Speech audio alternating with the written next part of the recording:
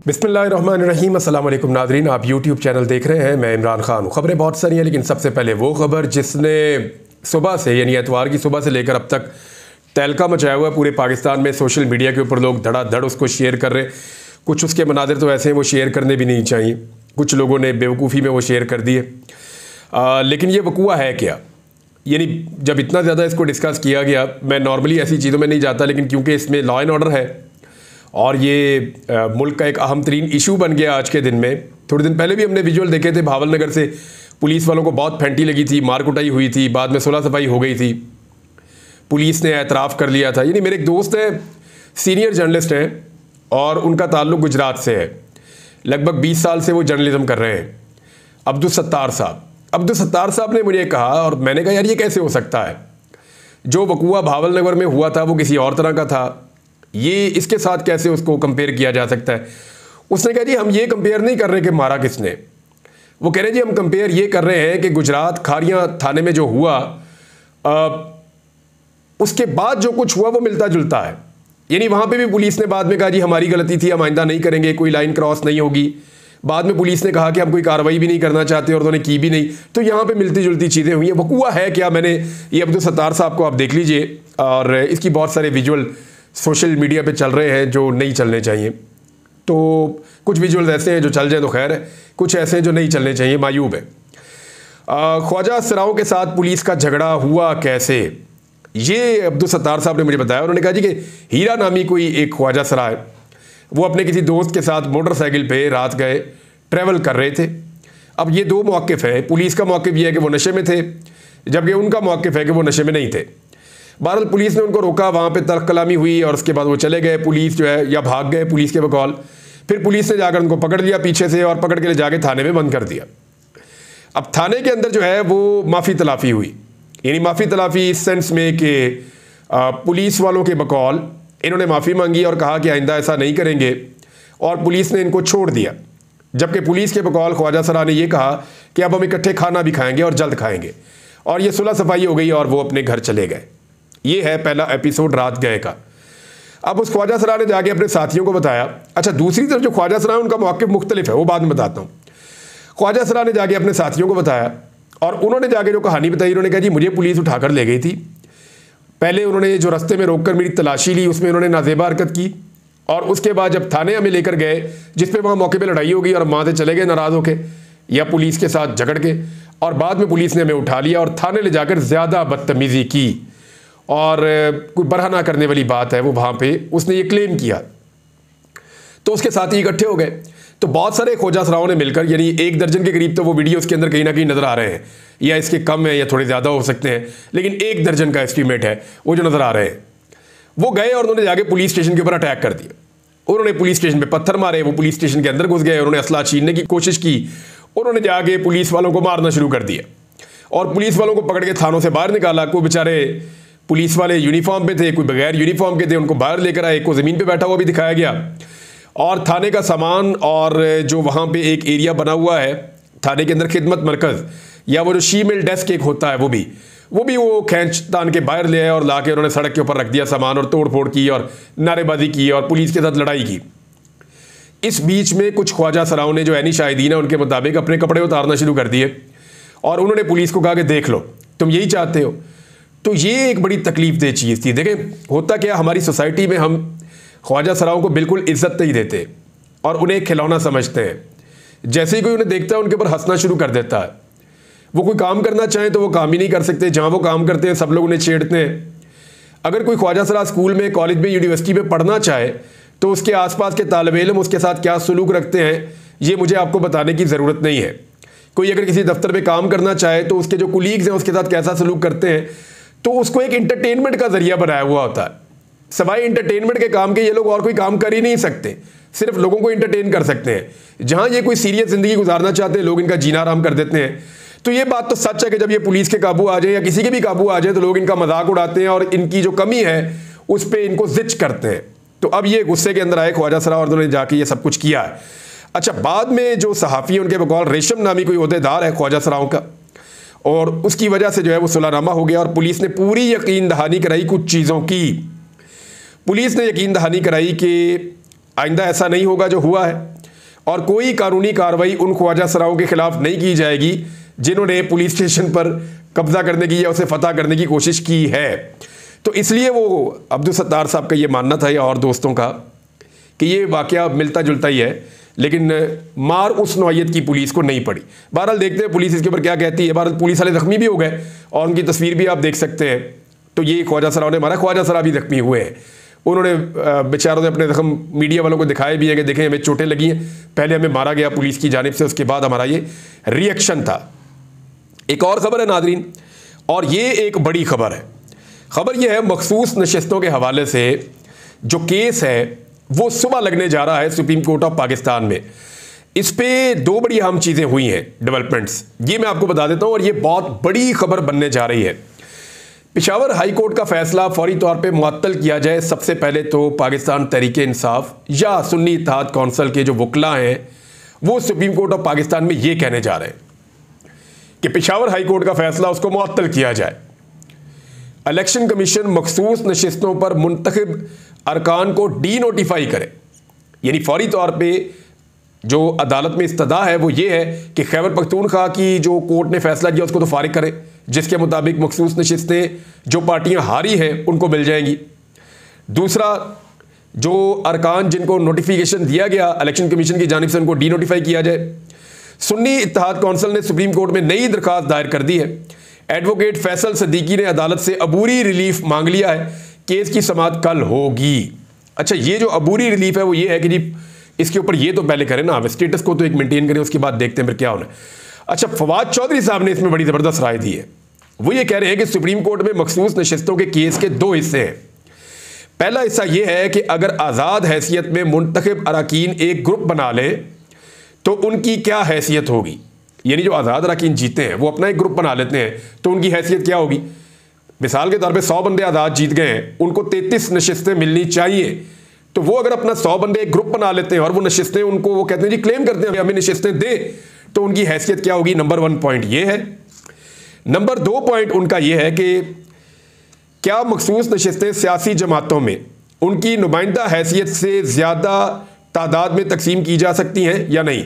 मिसाल के तौर पे एक पार्टी जो है वो सीटें 30 जीती है तो उसको 30 मखसूस नशिस्तें दी जा सकती हैं, हालांकि ये 33% के हिसाब से बहुत थोड़ी सी होती हैं, इसके आसपास होती हैं, शायद 3 मेंबर्स पे एक सीट होती है, आई एम नॉट श्योर, लेकिन जो मैंने सुना है वो इतना ही है। लेकिन एक बात तो कंफर्म है ना कि ये नहीं हो सकता कि तनासुब से ज़्यादा मिल जाए, जैसे PMLN को, पीपल्स पार्टी को और बाकी जमातों को मिली है। तो ये सवाल फवाद चौधरी ने उठाया कि क्या ऐसा हो सकता है कि उनकी जो नुमाइंदगी की हैसियत है असम्बली के अंदर उससे ज़्यादा उनको नशिस्तें तकसीम की जा सकती हैं। इन दोनों मामलात में बकौल फवाद चौधरी साहब के, और वैसे भी एक फैक्ट है कि आईने पाकिस्तान खामोश है। पेशावर हाई कोर्ट ने मखसूस नशिस्तें सियासी जमातों में तकसीम कर दी और खुद को ही पार्लियामान से बालातर कर दिया। सुप्रीम कोर्ट के 3 बेहतरीन जज साहिबान इस पेचीदा कानूनी मामले पर क्या रास्ता निकालते हैं, इसके बड़े दूररस नताइज होंगे और इस फैसले से सेनेट के इलेक्शन उड़ जाने का बहुत इम्कान है। देखिए, इसमें एक चीज़ आप याद रखिएगा, सेनेट के इलेक्शन भी उड़ सकते हैं, जरदारी साहब का इंतखाब है वो भी मशकूक हो सकता है, और एक और चीज़ जो हो सकती है वो जो आईनी तरमीम की जा रही है जिसमें काजी फायद ईसा साहब को एक्सटेंशन दी जा सकती है, अदलिया के मामलात के अंदर तरमीम की जा सकती है, और कुछ तरामीम जो ये हुकूमत करना चाहती है, ये जो PDM की मुश्तरका हुकूमत है कुछ तरामीम और भी करना चाहती है, आइन को अपने मुताबिक मोल्ड करना चाहती है। अगर वो आइन को बदलना चाहते हैं तो फिर उनको 2/3 अक्सरियत चाहिए। अगर उन्हें 2/3 अक्सरियत चाहिए तो ये मखसूस नशिस्तें जो पाकिस्तान तहरीक-ए-इंसाफ की हैं, सुन्नी इत्तेहाद कौंसिल में वो चले गए तो उनकी हैं, तो वो मखसूस नशिस्तें उनको बहुत ज़रूरी चाहिए। अगर मखसूस नशिस्तें उनके पास रही तो आइन में तरमीम होगी, ना रही तो आइन में तरमीम नहीं होगी। अब जो कुछ सहाफ़ी हैं जो बड़े करीब हैं एस्टेब्लिशमेंट के या हुकूमत के, वो ये कहते हैं कि एस्टेब्लिशमेंट भी ये चाहेगी और हर मुमकिन कोशिश की जाएगी कि ये नशिस्तें मिल जाएं, यानी PDM की जमातों को या उनकी हुकूमत को, ताकि आईनी तरमीम हो और उससे काजी फायद ईसा साहब को एक्सटेंशन का दरवाज़ा भी खुल जाए।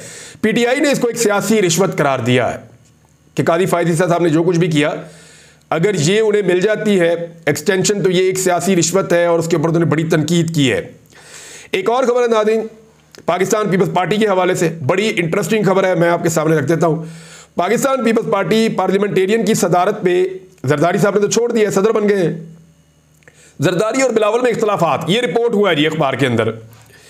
अच्छा, रिपोर्ट में ये कहा जा रहा है कि आसिफ अली जरदारी चाहते हैं कि उनकी बहन बन जाए सदर पाकिस्तान पीपल्स पार्टी की, जबकि बिलावल चाहता है कि बन जाए आसिफा जरदारी। यानी एक चीज पे आप गौर कीजिए कि खबर यह है कि आसिफ अली जरदारी की बहन बनेगी या उसकी बेटी बनेगी पाकिस्तान पीपल्स पार्टी की सदर। असल खबर यह है कि पाकिस्तान पीपल्स पार्टी की सदारत बदस्तूर जरदारी खानदान के अंदर ही रहेगी। यानी पाकिस्तान पीपल्स पार्टी में एक भी ऐसा मर्द का बच्चा या एक भी ऐसी खातून नहीं है जो इस काबिल हो जिसको पीपल्स पार्टी का सदर बनाया जा सके। बेनजीर भुट्टो के दौर में तो यह हो सकता था, याद होगा आपको मखदूम अमीन फ़हीम का नाम, लेकिन अब यह नहीं हो सकता क्योंकि जरदारी ने कंट्रोल कर लिया है सारी की सारी पाकिस्तान पीपल्स पार्टी पे। अब या तो जरदारी की बहन बनेगी या जरदारी की बेटी बनेगी, उसके अलावा पूरी पीपल्स पार्टी में कोई एक भी शख्स इस काबिल नहीं है, उसकी ये हैसियत नहीं है कि वो पाकिस्तान पीपल्स पार्टी का सदर बन सके। तो वो कहते हैं ना, अन्ना वंडे रोड़ियां मुड़ मुड़ अपने आनू। यानी मियां नवाज शरीफ जब भी इख्तदार बांटता है या ओहदे बांटता है तो अपने खानदान में बांटता है।